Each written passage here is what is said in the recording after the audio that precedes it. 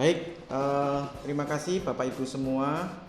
Selamat siang. Jadi ada juga dari tenaga pendidik Pak Beni. Ya, salam kenal Pak. Ya, kita akan mulai untuk webinar kita siang ini. Jadi saya mengambil satu tema teknologi untuk intelligent building. Ya, ini kaitannya sama building management system. Ya. Saya perkenalkan dulu ya, nama saya Handri Kuswanto ya. Untuk S1 saya di Teknik Elektro di UK Petra begitu. Kemudian saya dapat kesempatan untuk melanjutkan S2 di Teknik Elektro juga di ITS Surabaya. Nah, untuk aktivitas saya yang pertama adalah saya sebagai dosen di prodi PPI ya, untuk profesi insinyur, dan keseharian saya juga di Teknik Elektro di UK Petra. Nah, kalau kesibukan di luar, saya sebagai expertise untuk DEOS Building Management System ya, DEOS Building Management System untuk wilayah di Indonesia ya. Kebetulan DEOS ini adalah salah satu brand BMS begitu yang ada di Indonesia. DEOS dari Jerman, nanti kita akan perkenalan. Nah, kebetulan yang megang PT Teknomulti Solusindo.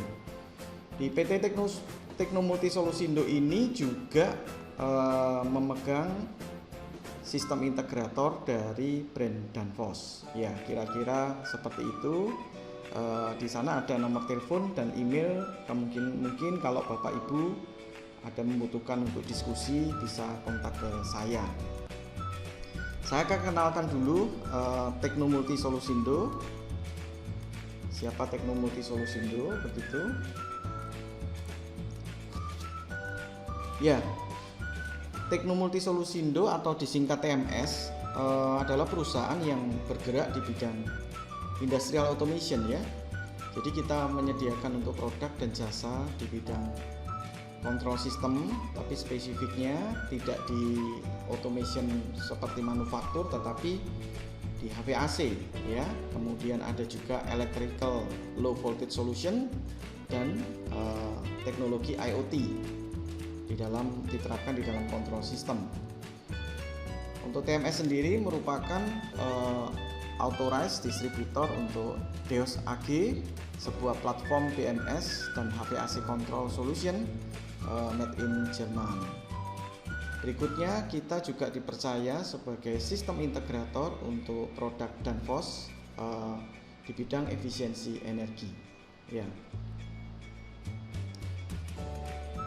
Building management system itu kira-kira seperti apa ya?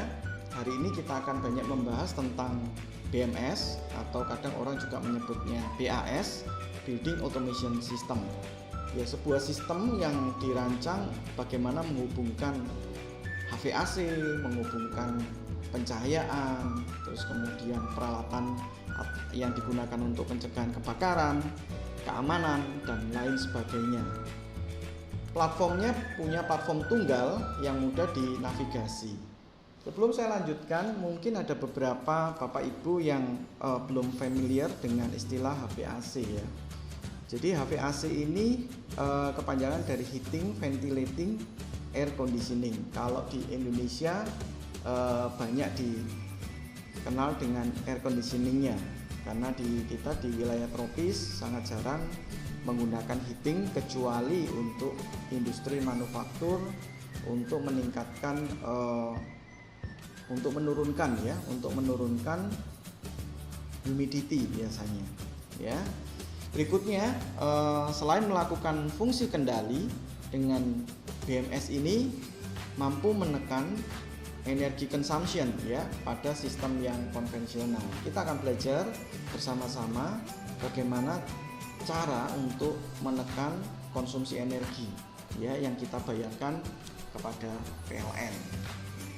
Nah, selanjutnya karena BMS ini tidak hanya berkutat pada satu produk ya, kebetulan saja kami memegang untuk brand DEOS Tetapi sebenarnya di balik semuanya itu banyak juga brand-brand lain begitu ya.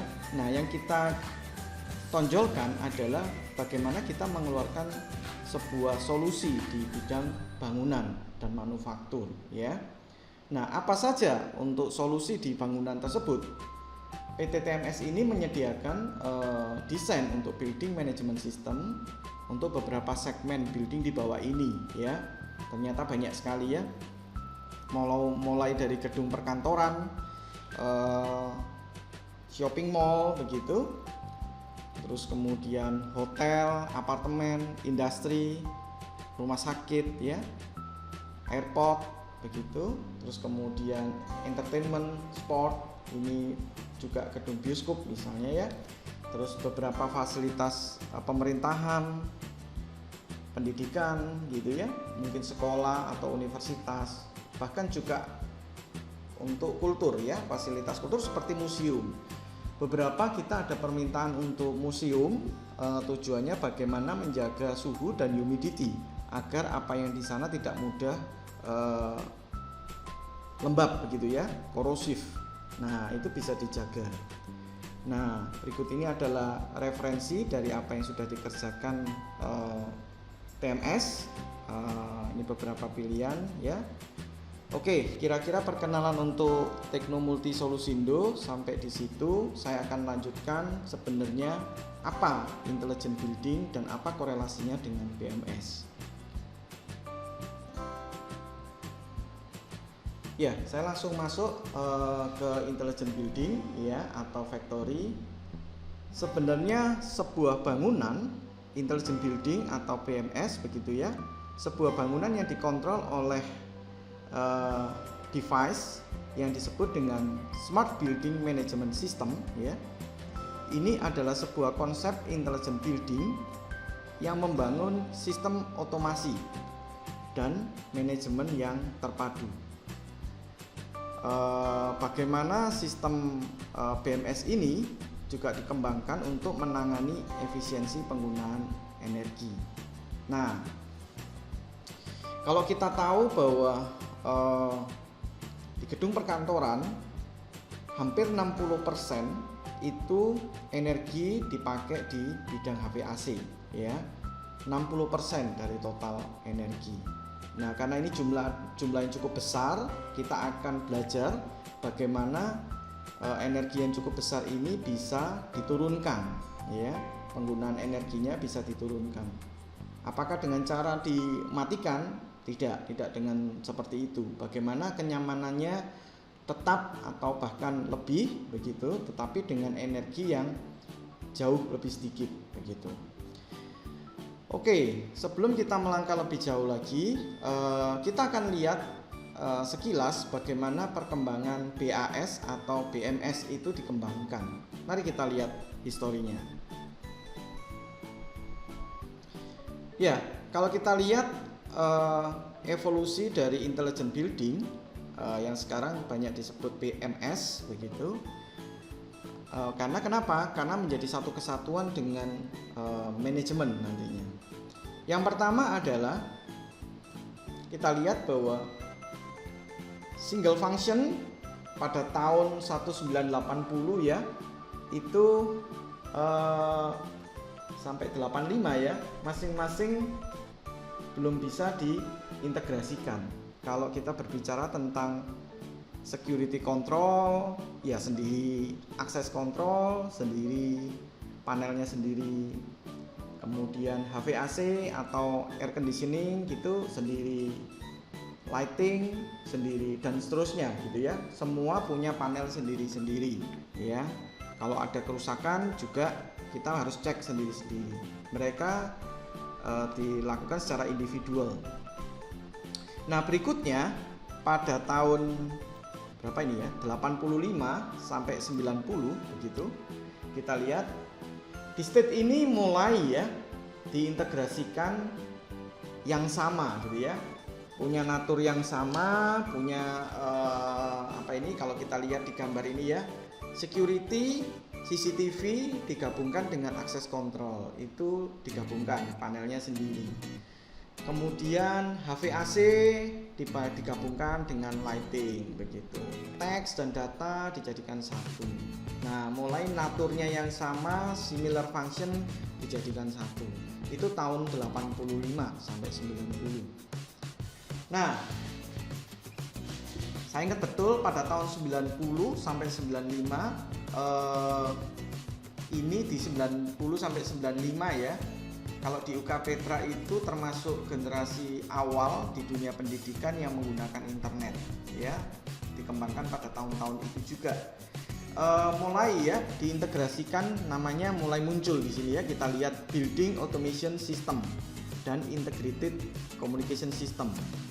Ini mulai bisa dikontrol ya. Jadi kita lihat di stage ini BA System Building Automation sudah bisa diakses melalui remotely, bisa melalui telepon, bisa melalui modem ya. Pada saat itu saya ingat betul kecepatannya berapa itu ya, ordernya masih kbps begitu. Itu sangat senang, luar biasa kalau kita chatting melalui telnet gitu ya. Nah, pada saat itu juga cellphone untuk voice dan data communication dilahirkan ya. Pada masa itu handphone itu mahal banget gitu ya. Saya ingat betul beli kartu pertama harganya 250.000, itu pun nomor bekas. Pernah membeli baru harganya 1.250.000, itu baru nomor baru. Mahal banget. Sekarang bahkan kartu ini tidak ada harganya gitu. Nah, tapi sudah bisa dikontrol di tahun 90 sampai 95. Ini mulai keluar yang namanya BAS ya, yang bisa dikontrol.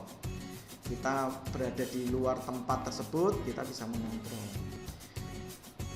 Di tahun 95 sampai 2002 ini agak panjang begitu, mulai remote access lewat internet begitu dilakukan menjadi satu ya, namanya Computer Integrated Building. Nah, sampai sekarang ini ya, after 2002 sampai hari ini kita bisa melakukan pengontrolan keluar, levelnya sudah gede banget gitu ya, bisa melalui dalam satu kota, keluar kota, bahkan keluar negeri, karena teknologi sudah tidak terbatas waktu, tidak terbatas tempat begitu ya. Kira-kira untuk evolusi dari BAS seperti gambar piramid ini, kita akan melihat lebih jauh core function dari building automation ya, apa saja yang bisa dilakukan oleh building automation. Nah, saya membuat ada berapa ini? 12 gitu ya. 4 kali 3 12 core smart building system. Apa yang dapat dilakukan BAS gitu. Yang pertama adalah energi manajemen ya, saya nggak akan jelaskan satu persatu. Yang kedua adalah HVAC temperatur control, ini juga termasuk humidity control. Kalau di manufaktur pembuatan katakanlah biskuit, kopi, itu humidity-nya benar-benar harus dikontrol. Kalau enggak, Bapak Ibu, ketika kita membeli satu brand biskuit begitu, mungkin di tempat Bapak Ibu sudah melempem gitu ya, karena humidity-nya, kelembapannya masuk di packingnya gitu, itu tidak boleh terjadi. Nah, bagaimana di industri pengaturan humidity penting banget gitu ya. Lighting dan shade control, bagaimana di perkantoran, di mall itu pengaturan lighting itu bisa dilakukan. Security access control, plumbing, ini berbicara tentang air, berbicara tentang gas dan perpipaan ya, fire protection, fire alarm. Video, kalau ini kita berbicara tentang CCTV juga, digital signage, dan sampai lift yang paling bawah ya, vertical transportation. Oke, berikutnya kita akan membahas ketika kita menggunakan building automation system sebenarnya benefitnya apa ya. Kalau kita menawarkan ke sistem, ke manufaktur maupun ke owner yang punya gedung gede-gede begitu, yang ditanya pertama kali terus mesti ngapain gitu ya, apa yang benefit apa yang bisa saya dapatkan kalau saya investasikan duit saya ke sistem ini gitu. Kita akan melihat 5 benefit dari BNS ya. 5 poin penting yang didapatkan kita menggunakan sistem BMS. Yang pertama yaitu peningkatan kehandalan di manufaktur ya, di industri, dan kenyamanan untuk jasa layanan gitu. Jasa layanan ini bisa berupa hotel, gedung perkantoran, pemerintahan dan sebagainya gitu. Yang kedua adalah tentunya ingin mereduksi cost. Nah, saya akan bahas banyak di sisi ini bagaimana mereduksi biaya operasional. Dari sisi apa? Dari sisi energi. Yang ketiga adalah bagaimana manajemen building yang tersentralisasi dan terdokumentasi dengan baik ya. Terus berikutnya nomor 4, meningkatkan produktivitas dari karyawan ya.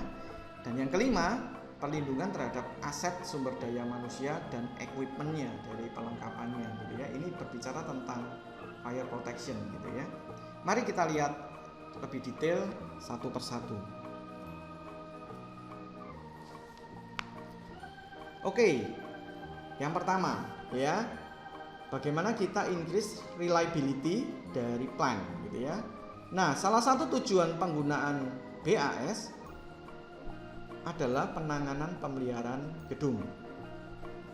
Kenapa? Karena berharap dengan pemeliharaan itu tidak ada harapannya atau mengurangi breakdown atau downtime di dalam pelayanan. Nah, kalau terjadi breakdown atau downtime, sebenarnya ada 3 pengaruh yang sangat besar. Apa kira-kira? Ya, kita lihat yang pertama, bila tidak ada perawatan yang rutin, ya, perawatan itu ala kadarnya gitu ya. Saya pernah melihat, ini bahayanya ya, di rumah sakit begitu ya. Saya nggak sebut rumah sakit mana. Ada satu HEPA filter begitu. HEPA filter itu sudah buntu ya. Jadi kalau sudah buntu ini kan ceritanya aliran angin ini kan nggak bisa masuk begitu. Ketika aliran angin ini tidak bisa masuk, nah efeknya kira-kira apa? Kalau aliran angin itu tidak bisa masuk, berarti efeknya AC menjadi tidak dingin begitu.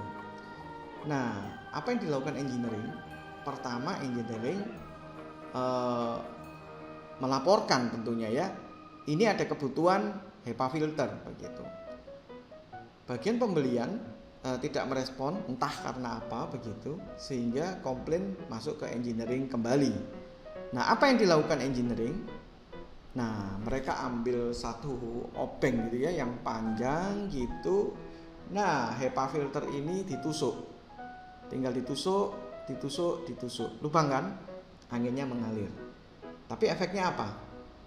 Mengalir angin, mengalir juga bakteri, mengalir juga virus, lewat semua karena tidak ada filternya, bolong, lubang ya.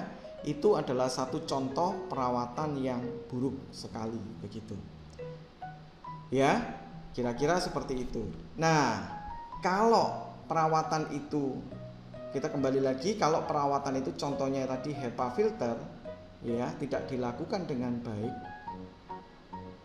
ini akan berefek yang seperti yang tadi yang saya ceritakan, dan itu benar-benar terjadi, atau kerusakan yang lebih fatal gitu.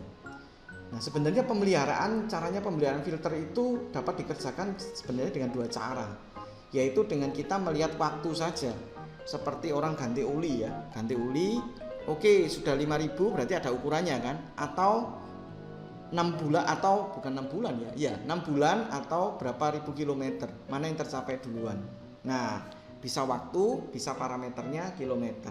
Nah, sama, mengganti filter bisa juga dengan waktu, atau lihat dari perbedaan pressure, perbedaan tekanan aliran angin. Itu berarti harus dibaca dengan sensor. Nah, banyak industri maupun building yang belum dilengkapi dengan sensor-sensor seperti itu ya, sehingga notifikasi mereka belum dapatkan, sehingga mereka hanya merasakan, kalau sudah buntu baru terasa gitu. Nah, kalau dengan adanya sensor harusnya semuanya itu terekam mulai penurunan, mulai kapan, tanggal berapa, jam berapa dia itu terjadi differential pressure berapa, itu semuanya terekam. Dan kapan diperbaiki, semuanya terekam, tidak dapat dimanipulasi. Itulah yang dikerjakan oleh BMS. Yang kedua, dengan mengabaikan pemeliharaan, itu sebenarnya akan menurunkan hasil produksi kalau di industri, dan menurunkan kualitas layanan bila di hotel, perkantoran, dan sebagainya. Bisa kita bayangkan kalau kita mengunjungi satu hotel, ya, kemudian hotel itu tidak dingin begitu, pasti kita komplainnya luar biasa begitu ya. Nah, satu kali hari itu dan besok nggak bakalan Anda akan kembali ke hotel itu kembali. Ya, ini luar biasanya ketika menjadi kualitas layanan yang buruk ya, dan itu tidak boleh terjadi tentunya. Nah, ketiga, penurunan tingkat kenyamanan pengguna itu nantinya berefek apa? Penurunan itu yang kenyamanan itu krusial kalau bisnisnya itu bisnis sewa perkantoran, mall, rumah sakit, itu krusial banget karena sekali itu aja mereka tidak akan kembali gitu ya. Krusialnya di situ. Kita lanjutkan kembali ya. Nah, ini yang asik begitu ya. Bagaimana mereduksi operating cost. Nah, di sisi ini saya akan banyak mencoba membahas sekilas ya, tidak bisa panjang begitu, tentang cara bagaimana sistem BNS itu dapat menurunkan biaya operasional. Kok bisa begitu ya?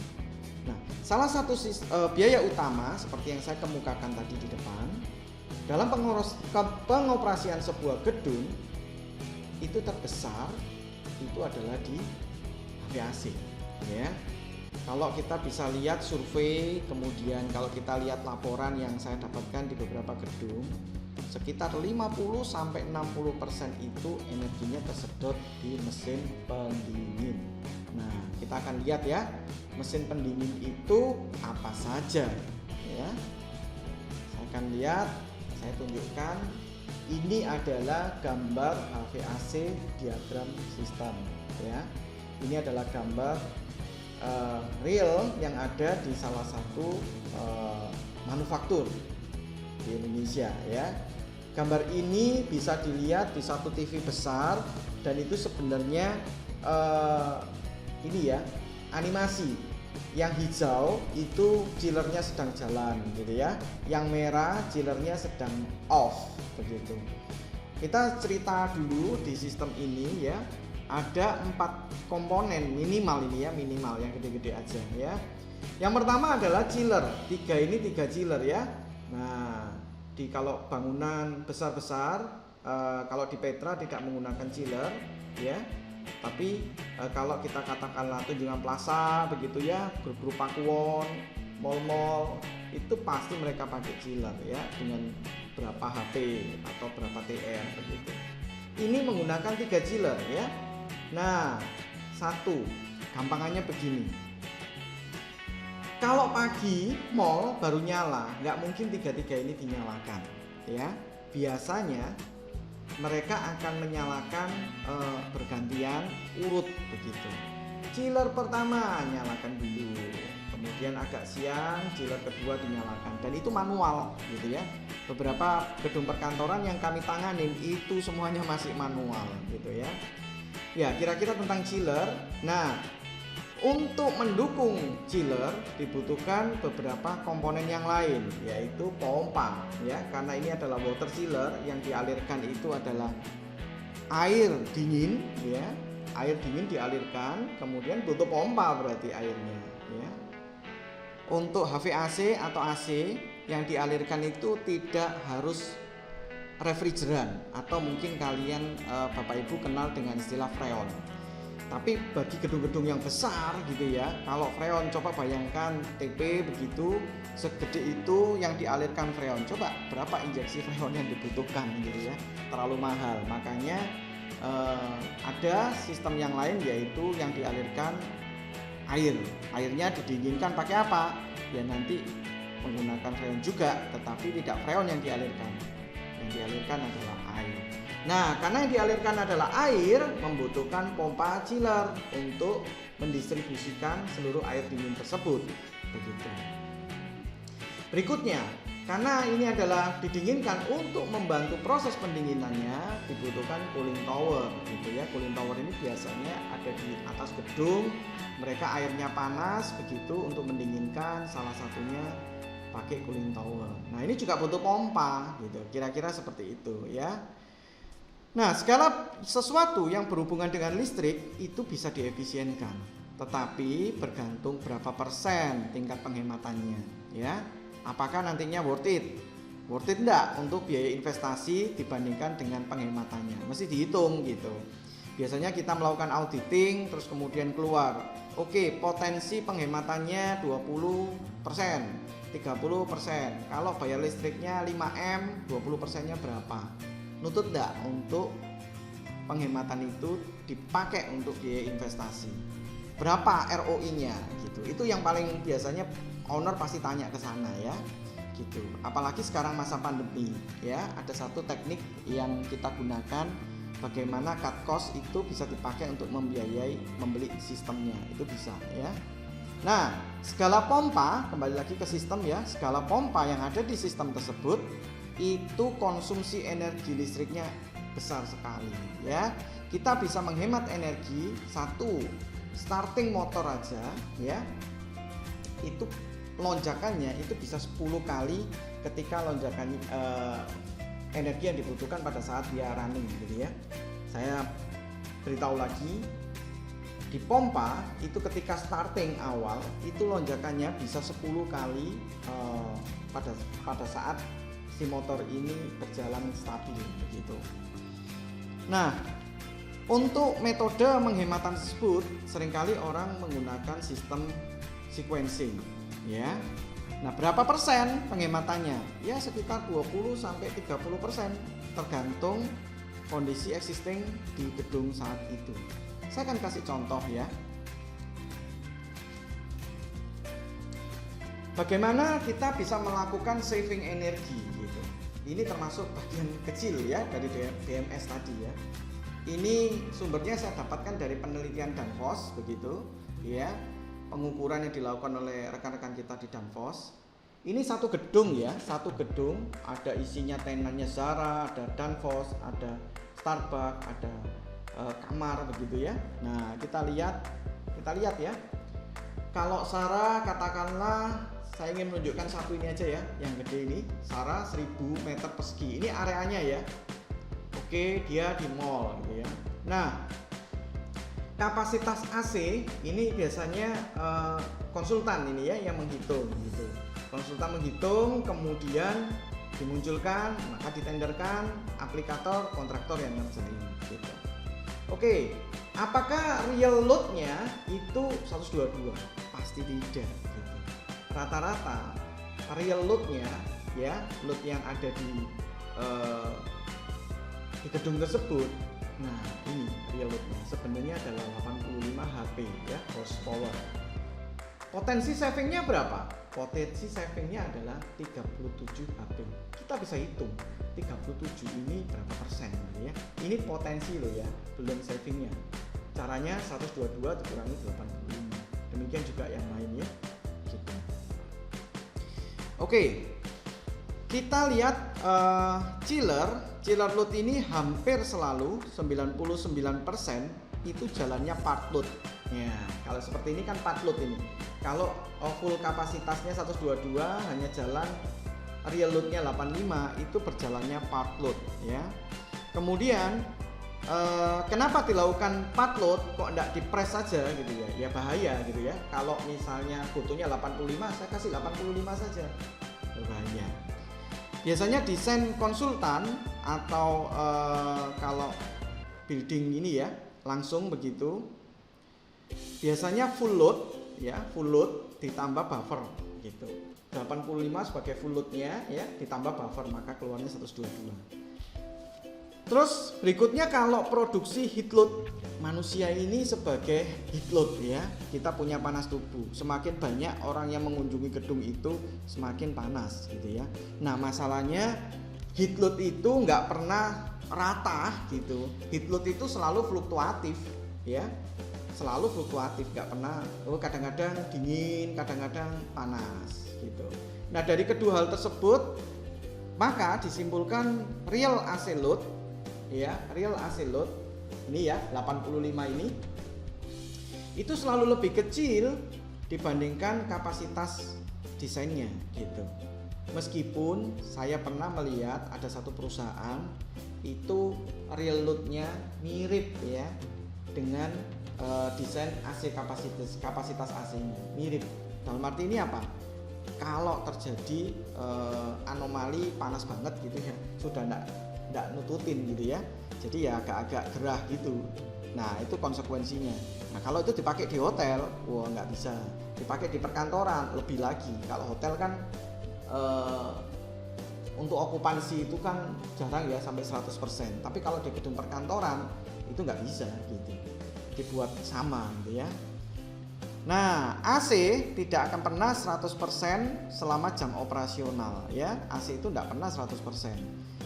100% itu terjadi pada jam-jam tertentu saja gitu ya. Terus apalagi yang membuat itu tidak sama? Waktu dan desain gedung terhadap pergerakan matahari. Jadi matahari itu kan dari timur menuju ke barat ya. Kalau kita melihat di rumah kita ada bagian yang menghadap ke barat katakanlah ya, dinding kita itu jadi panas gitu ya. Kalau kita pegang dindingnya panas. Sebenarnya itu kayak reservoir kalor jadinya ya, dinding kita menyimpan panas. Bahkan kalau matahari sudah terbenam katakanlah, dindingnya masih panas gitu ya. Nah, dinding yang panas ini celakanya masuk ke ruangan. Nah, ini jadi AC-nya jadi kebutuhannya meningkat seperti itu. Mari kita lihat profiling gedung seperti apa ya. Kita lihat ya, ini satu gedung isinya tenannya yang ada Zara, ada Sogo, Starbucks, CGV, Timezone gitu ya. Nah, kita lihat inti bacanya begini ya. Ini areanya 1000, 3000 ya, Starbucksnya 800 meter persegi, terus kemudian CGV-nya 2000, Timezone-nya 1500 meter persegi gitu. Nah, ini saya nggak lihat ini dulu, saya lihat AC kapasitas dulu. 120 HP, ini 290 HP dan seterusnya. Operasionalnya itu jam sekian. Ya. Berbeda-beda. Kita lihat ya. Saya kasih contoh yang CGV ya. CGV ini sampai jam 1 malam ya. Tapi yang lain, yang Zara, Sogo paling jam 10 sudah tutup begitu. Sedangkan Starbucks karena kafe sampai jam 12 dan tapi jam kerjanya panjang. Dia sampai mulai jam 8 gitu. Nah, kita profiling ya. Setelah dilihat kita ketemu yang namanya building load profile ya. Profiling building seperti ini. Jam 1 malam dini hari gitu ya, 270. Berarti ini yang gunakan siapa ini? Ini CGV yang digunakan. Jam 2 ini kan turun gitu kan, karena dia sudah tutup begitu ya, turun. Jam 2 sampai jam 7 itu 0, dalam arti chillernya dimatikan. Dia mungkin jam 7 mulai dinyalakan lagi gitu ya. Kenapa? Karena untuk persiapan Starbucks yang nyalanya jam 8 pagi. Ketemunya cuma 86. Nah, ini jam 8 ini cuma Starbucks saja gitu ya. Nah, yang lainnya kan nggak ada ini. Ini pemborosan ini gitu. Karena chillernya 4 load semua kan gitu. Nah, jam 9, jam 10 mulai nyala. Karena ini kan nggak bisa, AC itu kan nyalakannya katakanlah beberapa jam sebelumnya harusnya gitu ya. Kalau chillernya besar gitu bisa 1 jam atau 2 jam sebelumnya. Kalau chillernya ngepres nggak bisa. Ya, saya menangani sebuah gedung perkantoran gitu. Kantor masuk jam 8, dia bisa nyalain jam 3 pagi gitu. Dan itu kenyataannya karena chillernya mepet dan sudah tua. Dan beberapa aliran air ini pipa-pipanya sudah tua gitu ya. Jam 7 masuk, jam 3 nyalakannya. Berarti per 3, 4, 5, 6, 7 4 jam gitu ya. Oke, berikutnya kita lihat saya kasihin panah merah ini. Ternyata jam 11 sampai jam 10 malam dianggap ini adalah peaknya 799 HP gitu ya. Nah, kita lihat sebenarnya kapasitas AC-nya itu 1065 kapasitasnya. Digunakan pada peak AC load gitu ya. peak load-nya itu hanya 799 ya. Ini aja sudah part load sebenarnya. Part load bagi sebagian saja gitu ya, enggak full nyalanya. Padahal kita membayarnya 1065 HP tapi jalannya 799. Demikian juga seterusnya, ini 356. Nah, kita lihat ini ya, mereka melakukan pengukuran begitu, melakukan pengukuran ini diratakan semua memang ya. Ini mereka melakukan pengukuran tapi di rata-rata. Ini 90, ini 218 di rata-rata ya. Nah, ada yang kosong kan? Nah, jam 1 malam ini 270, ini CGV aja gitu. Di sini kita menunjukkan bahwa sebenarnya AC itu tidak berjalan full, tidak berjalan 100%. Kalau 100% berarti harusnya kita lihat kapasitasnya berapa? 1065 HP. Tapi jalannya cuma 799 terbesar. Nah, dari data-data ini sebenarnya AC itu kalau non VSD, non sequencing, manual, konvensional ya, kita itu membayar listriknya itu besar sekali ya. Kenapa? Pada saat jalan 86 pun ini jalannya AC-nya juga 100 gitu, 100%. Jalan 529 pun AC-nya juga jalan meskipun part load gitu ya. Nah, dengan ilustrasi data percobaan ini kita bisa melakukan save energi. Save energi berarti save cost, saving cost begitu. Kesimpulannya bagaimana? Bagaimana caranya membeli sebuah sistem kita nggak pakai biaya? Ya ini caranya. Dari mana biaya investasinya? Ya dari cut cost energi itu. Jadi kalau tadi itu saya contohkan membayar energi satu listrik gitu ya, PLN 1 bulan gitu 1M atau 2M gitu ya, cut cost 20% atau 30%. Nah, 30%-nya itu yang digunakan untuk bayar. Yang harusnya terbayar ke PLN itu dipakai untuk membayar sistem yang ingin digunakan. Kira-kira seperti itu, ya. Oke, kira-kira energi bagaimana mereduksi operational cost? Salah satunya caranya seperti itu. Saya akan melanjutkan ke berikutnya secara cepat aja. BMS itu menyediakan sarana dengan tujuan agar terstruktur, termonitor, terkontrol, sistematis dan menghemat biaya dalam pengelolaan sebuah gedung. Ya, tujuannya adalah manajemen mendapatkan laporan gitu. Nah, BMS ini memberikan laporan ke manajemen berapa sih habisnya bulan ini, dan kemudian kalau ada yang gede banget biayanya kenapa ya, untuk evaluasi dan analisis tentunya gitu. Nah, selain itu bila gedung itu disewakan ya, sebenarnya kalau disewakan ya contohnya apartemen misalnya ya, saat ini saya melihat beberapa apartemen dan banyak apartemen ya itu nulisnya masih manual ya, karena mereka enggak investasi gitu ya. Ada satu room gitu isinya meteran listrik, meteran. Nah, setiap bulan dicatetin, ada tukangnya nyatet.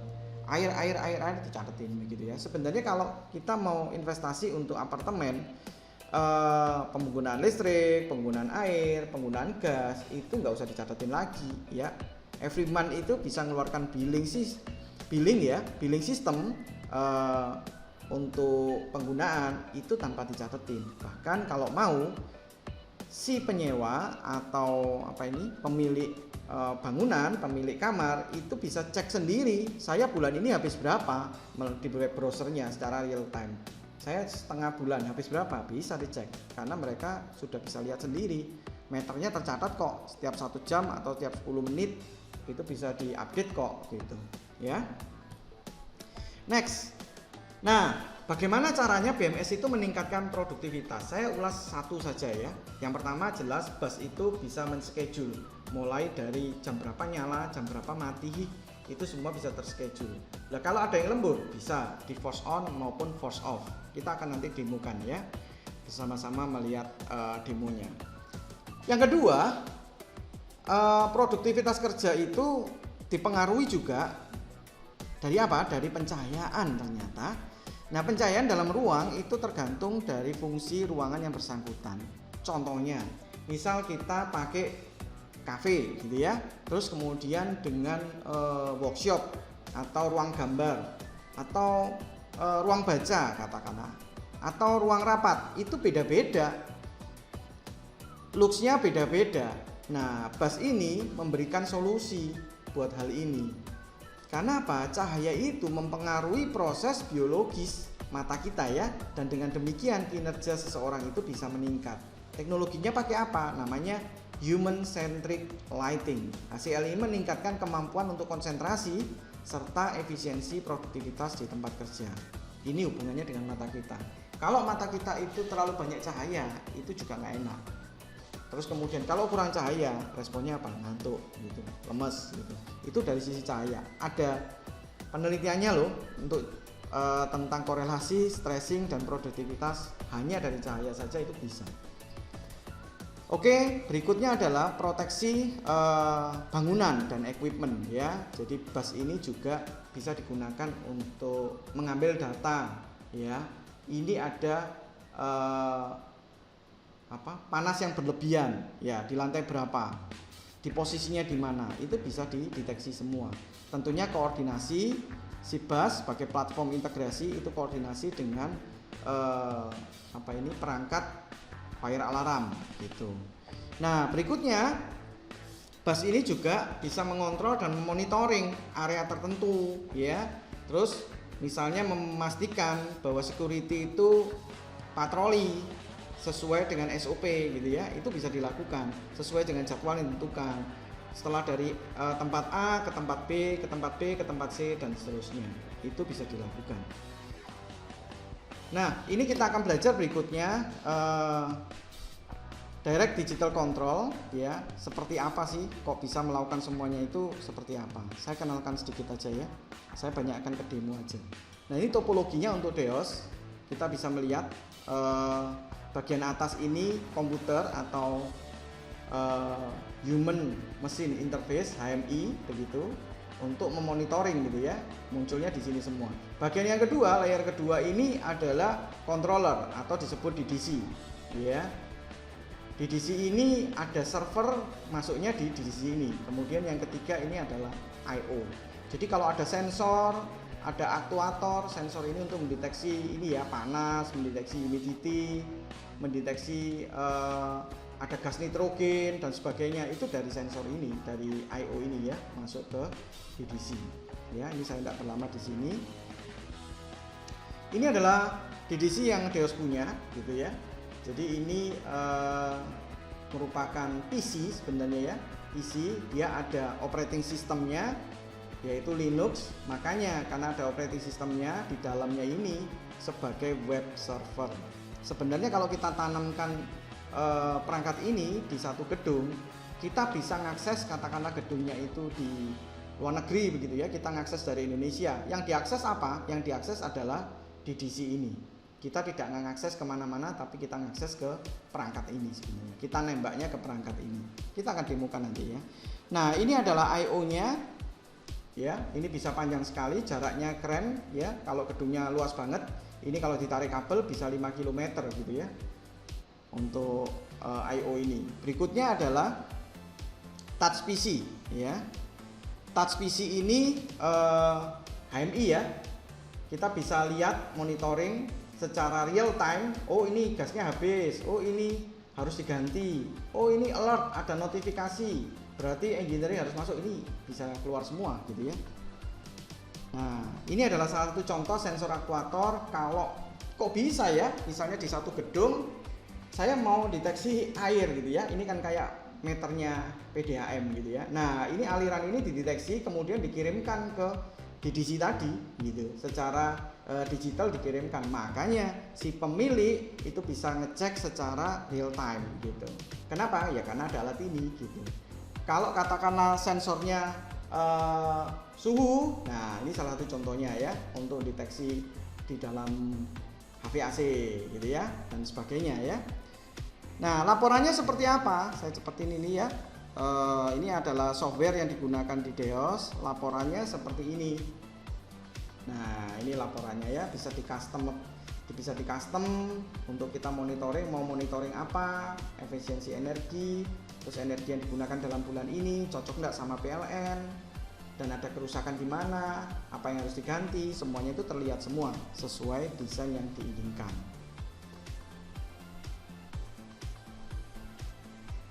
Ini adalah salah satu contoh dashboard ya. Dashboard itu yang kita lihat ya, electricity cost-nya berapa, pada tanggal berapa, habisnya berapa, harus bayar berapa. Ini kebetulan punya Jerman ya, jadi Eropa.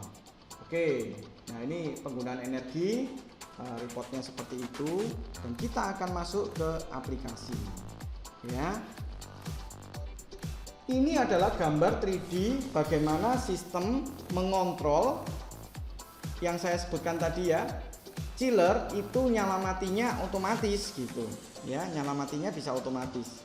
Ini gambar 3D-nya ya. Kalau katakanlah ownernya saya mau gambar chillernya itu seperti persis chiller saya, ya bisa kita gambarkan cat-nya gitu. Pompanya mau persis posisinya di mana, ya bisa kita gambarkan juga gitu. Ini yang saya tadi sudah jelasin ya. Oke. Nah, berikutnya ini agak berbeda.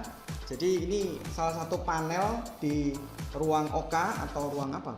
Ruang operasi gitu ya. Ruang operasi itu ada panel yang munculnya seperti ini di depannya ya, kayak ada TV besar begitu. Kita bisa touchscreen ini ya. Isinya apa? Isinya time day clock gitu ya, untuk waktu, kemudian elapsed time. Jadi kalau operasi, kebetulan ini 2 ruangan operasi. Jadi kalau mau operasi ini ditekan gitu ya, klik gitu ya. Jadi kita bisa melihat di ruang 1 ini operasi berapa lama sih. Nah, ini terrecord semua. Ini ruang 2 elapsed time clock 2 gitu ya. Jadi ini di ruang OK2, ketika diklik gitu nanti berapa jam begitu operasinya, berapa menit, nggak mungkin ya operasi berapa menit, berapa jam gitu ya. Terus kemudian kalau ada suster atau petugas medis begitu ingin berkomunikasi dengan dokter, nggak mungkin masuk keluar di ruangan tersebut. Ada intercom ya, ini intercom 1, 2, 4 gitu ya. Saya klik, saya bisa komunikasi dengan bagian dalam, tinggal klik aja di sini ya, klik gitu. Ya, apa yang habis ya, oke ambilkan ini. Nah, ini bisa. Terus kemudian medical gas. Nah, ini berdasarkan peraturan Permenkes ya, peraturan Menteri Kesehatan untuk di dalam rumah sakit itu ada O2, saya nggak ngerti kimianya ya, ada N2O, CO2, vakum, nitrogen dan sebagainya. Nah, ini ada aturannya. Kalau lihat Permenkes itu 4-5 bar ya, tabungnya itu diukur gitu ya. Di bawah itu nggak boleh, di atas itu juga nggak boleh. Nah, ini ada notifikasinya, alarm. Alarm ini bunyi ini di engineering. Salah satu kurang atau kelebihan ini bunyi. Ini adalah HEPA filter dari rumah sakit. Ini yang tadi saya sebut, ini nggak bisa ditipu ya. Jadi pada saat benar-benar pressure-nya tinggi, ini alarmnya juga akan bunyi. Ya, kalau tiba-tiba ditusuk begitu ya, ini langsung turun, ketahuan gitu ya. Engineeringnya nggak benar. Gitu. Jadi bagaimana membuat sistem transparansi di semuanya gitu. Oke, kemudian HEPA sudah dimming. Ternyata di ruang operasi itu saya baru tahu juga begitu ya. Ada dimmernya di ruangannya. Mau berapa persen, ruang 1, ruang 2 ini diatur ini gitu. Dan berikutnya adalah tren, grafik dan CSV data bisa di-download ya. Ini adalah aplikasi kedua. Aplikasi ketiga, ini simple ya. Ada satu gedung commercial building, mintanya saya mau minta diukur seluruh gedung ini penggunaannya apa saja. Nah, kategorinya ada 10 area ya, mereka akan gunakan 10 area. Makanya saya nanamkan power meter atau KWH meter yang bisa dibaca itu di area-area tersebut. Nah, penjumlahan dari seluruh KWH meter ini harusnya di cross check sama PLN nantinya. Cocok nggak saya bayarnya gitu. Ini keluarnya laporannya seperti ini. Konsumsi hariannya bagaimana, terbesar konsumsinya hari apa, terus masing-masing shift itu pakainya berapa gitu. Nah, ini laporannya. Kalau dimunculkan ya, ini saya hilangkan ininya ya, PT-nya begitu. Nah, ini munculnya seperti ini gitu. chillernya ada berapa, pompanya ada berapa, kapan waktu servis, ini akan alarm berbunyi gitu ya. Ini kalau running ini akan hijau, kalau sambil berputar gitu ya, animasi. Kalau ini off ya dia berbunyi, kalau alarm dia akan berputar gitu ya. Nah yang penting ini sebelah kanan ini efisiensi dan biaya ya. Kalau di industri itu kan tidak seperti kita, kalau di rumah bayarnya juga di bawah 5.500 itu flat sama gitu ya. Saya berapa ya? Sekitar 1.500 something gitu ya. Nah, kalau di industri lebih murah tapi ada WBP dan ada LWBP.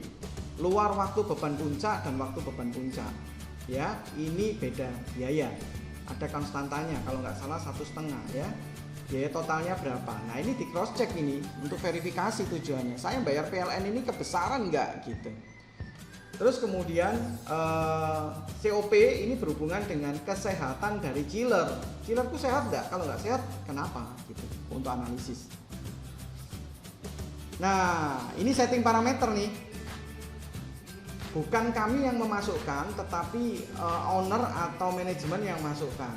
Ya, kapan waktu servis? Kalau sudah 10.000 jam, ini mereka sendiri yang masukkan. Berapa penggunaan listriknya? Oh ternyata lebih murah loh dari rumah. Ini ya 1035,78 ini update ini. Kemudian jam WBP mulai jam berapa? Jam 5 sampai jam berakhirnya jam berapa? Jam 22 gitu. Nah faktor pengalinya berapa? 1,5, berarti dikalikan 1,5 ini. Berarti 1.500 kalau penggunanya luar waktu beban puncak ya, atau waktu beban puncak ini ya, waktu beban puncak lebih mahal gitu.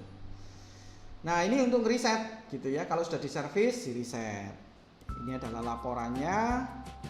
Oke, ini beberapa laporan. Saya akan coba demokan sedikit. Semoga saya tidak terlalu cepat karena materinya juga banyak. Kita akan tanya jawab.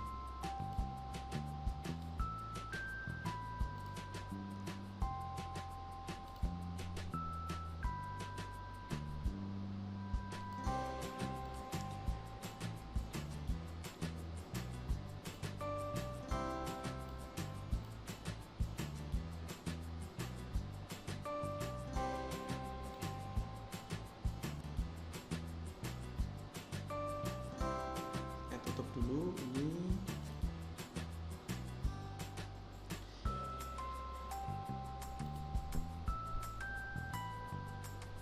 Semoga bisa diakses ya. Kadang-kadang tidak bisa diakses. Oke, ya. Bapak Ibu saya mohon feedbacknya dari Bapak Ibu semua. Apa yang Bapak Ibu lihat? Nanti saya bicara ternyata tidak sama nih.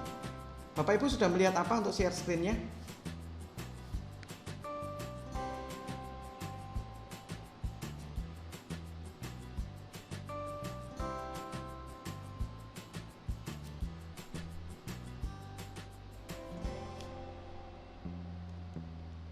Mohon masukannya, apakah share screen saya sudah bisa dilihat?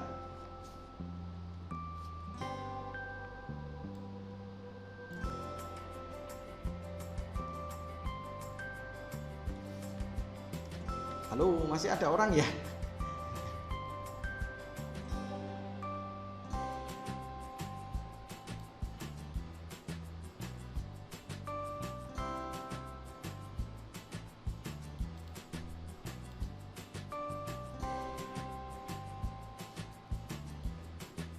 Oke, iya kelihatannya saya tidak mendengar Bapak Ibu ya. Coba sebentar. Oke, sebentar. Bapak Ibu, mungkin ini saya ada speakernya ya yang agak bermasalah. Tolong. Tes. Oh ya, ini sudah dengar ini. Bisa ya? Bisa terima ya? kasih Pak. Okay. Terima kasih Pak. Ini speaker saya salah ini. Oke, Bapak Ibu mungkin bisa melihat share screen saya apa ya untuk cross check ya. Saya baru bisa mendengar ini tadi. Teknologi for Intelligent Business Building. Oh masih itu ya, bukan web browser ya. Saya ulang lagi ya. Apakah gambar gedung begitu? Saya ulang lagi screen 2. Apakah gambar gedung Deos? Iya, Pak. Oke, saya lanjutkan ya. Terima kasih, Bu. Baik, kita akan coba saya demokan sedikit ya. Ini saya sedang mengakses salah satu DDC ya, DDC yang ada di Hong Kong begitu. Ini sebagai demo memang ya. DDC itu apa? Perangkat yang tadi saya tunjukkan itu secara sekilas itu satu kayak apa ya? Mini PC lah ya. Saya sebut mini PC, itu ada servernya. Nah, ini saya sekarang sedang mengakses mini PC itu di Hong Kong. Saya akan klik ya. Saya akan masuk ke dalam gedungnya. Nah, ini gedungnya yang ada begitu. Jadi ada lantai parkir, lantai 1, lantai 2, lantai 3. Nah, yang hijau ini yang bisa saya akses. Kita akan coba ya, lihat ya. Saya akan klik gedungnya di lantai 3.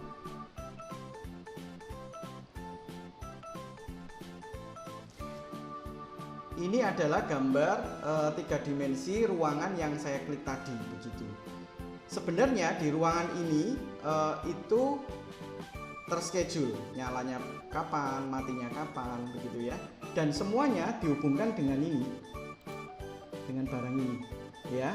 Tentunya barang ini tidak tidak mengendalikan gedung beneran ya. Karena nanti saya klik di sana sebenarnya dia mati atau nyala. Ini merupakan simulasi gitu ya. Nah, rangkaiannya rangkaian ini gitu. Ya. Saya back.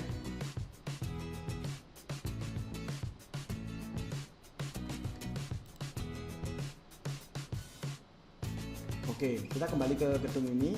Ini sudah terjadwal, tapi andai kata saya mau nyalakan secara paksa gitu ya. Saya nyalakan post on gitu ya.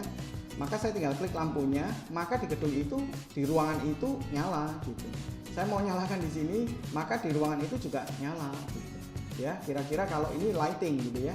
Kita bisa atur juga yang seperti HCL tadi ya, human centric lighting, ini sudah masuk di dalam teknologinya ini. Dan kalau saya matikan di sisi ini nggak ada orangnya ya mati di gedung sana. Ya, sekali lagi kita memang mengakses ke server ini tetapi tidak dihubungkan ke gedung. Nanti jangan-jangan ini ruang direktur saya matikan. Memang tidak dihubungkan gitu ya.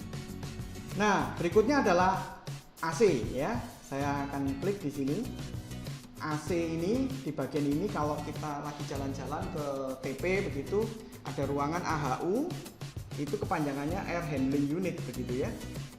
Nah, saya akan klik seperti apa. Nah, seperti ini nih. Ini loh ada sensor-sensornya ya. Ini Bapak Ibu, ini adalah supply air ya. Ini adalah supply air. Ini loh yang kita rasakan di AC sentral ketika kita di TP di mana. Ini nanti masuk ke ducting ke masing-masing ruangan gitu. Terus kemudian pada waktu kembali ya, ini kembalinya kan sirkulasi nih. Nah, pada waktu kembali ini diukur return air-nya berapa, return humidity-nya berapa. Nah, saat ini rata-rata saya nggak nyebut semua ya, hanya ini yang diukur. Padahal CO2 ini penting. CO2 ini kalau ppm-nya tinggi, lihat saya nggak hafal ya berapa angka threshold-nya, harusnya fresh air dari luar itu harus masuk, oksigen harus masuk, ini harus terbuka chambernya. Kira-kira gambarannya seperti itu. CO2, humidity itu digunakan untuk itu. Ini juga termasuk filter. Ini yang saya sebut tadi notifikasi untuk flow ya. Berapa perbedaan pressure-nya itu sensor ini. Nanti kalau ini nyala maka filter ini harus diganti gitu atau harus dibersihkan di maintenance. Nah, AC sebenarnya ini cooling coil ini disebul, ditarik sama ini, ditiup ya, cooling coilnya ditiup, ini yang dingin ditiup ya. Oke. Next. Ini saya bisa matikan nyalakan sebenarnya ya. Nah, ini di atas biasanya di atas gitu ya atau di bawah, tapi ini adalah chillernya. Kalau hijau ini, hijau semua ini berarti 33 on chillernya. Ini yang saya tadi sebut cooling tower itu ini pompanya gitu. Posisinya bagaimana gitu, kita bisa analisis dari sini gitu. Nah, ini dua yang nyala, ini satu mati otomatis begitu ya, bukan lagi orang. Nah, yang kami tanganin selama ini masih gedung yang lama ya, existing gitu, mereka masih nyalakan orang. simpelnya begini, kalau orang itu sudah terlalu dingin terus operatornya lupa matikan, hanya 30 menit saja. Nah, 30 menit kali berapa energi yang terbuang? Harusnya dia mati 30 menit lalu, tapi dia tidak matiin gitu. Kira-kira gambaran seperti itu. Ini saya next. Oke, ini ada sudah ya. Ya, ini adalah energi yang saya ambil tadi ya. Kita klik ya, ini adalah konsumsi energinya. Kita mau lihat dari apa? Coolingnya, heatingnya, kebetulan karena di Hong Kong ada heatingnya, di Indonesia nggak ada ya. Itu sudah panas soalnya. Ini lightingnya dan sebagainya. Berapa persen kita bisa lihat. Oke, ya. Kira-kira untuk materi BMS itu sudah saya jelaskan semuanya, cukup sampai di sini. Mungkin ada pertanyaan dari teman-teman Bapak Ibu semuanya. Mari kita diskusi.